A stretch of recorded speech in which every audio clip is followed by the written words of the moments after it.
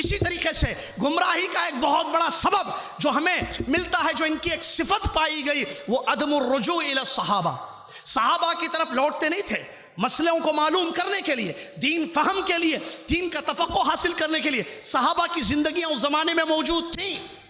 अली रज़ियल्लाहु अन्हु के ज़माने अमर बिन आस है, अब्दुल्ला बिन अब्बास है, अनस रज़ियल्लाहु अन्हु, बड़े बड़े सहाबा मौजूद हैं।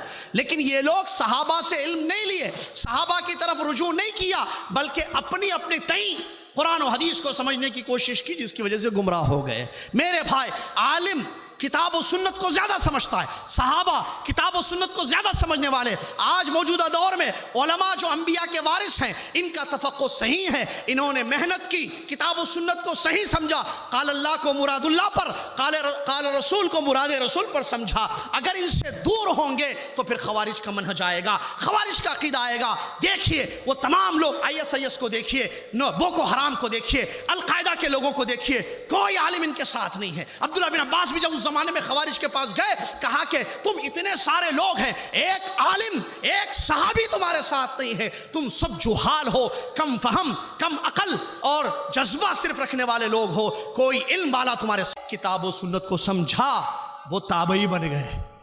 सहाबा से उलमा सहाबा की सोहबत में रहकर किताब और सुन्नत को, शरीयत को, दीन को समझा, वो ताबई बन गए। और ये लोग जो दूर रहे और अपने दिमागों से समझने की कोशिश की किताब और सुन्नत को, उलमा पर तोहमत लगाते हुए सहाबा पर खवारिज बन गए।